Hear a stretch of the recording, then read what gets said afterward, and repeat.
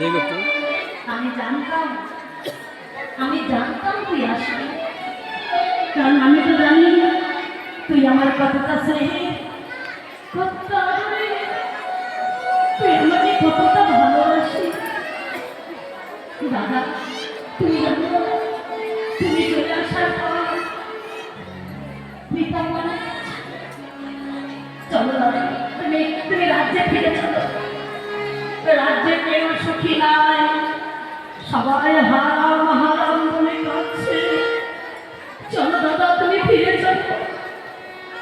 না ভাই, আমি পিতাকে কথা দিয়েছি, 14 বছর পূর্ণ না হলে আমি যে রাজ্যে ফিরে যাব না। ভরত বলছে, বেশ, আজ তুমি দাদা হয়েছ তাই তোমার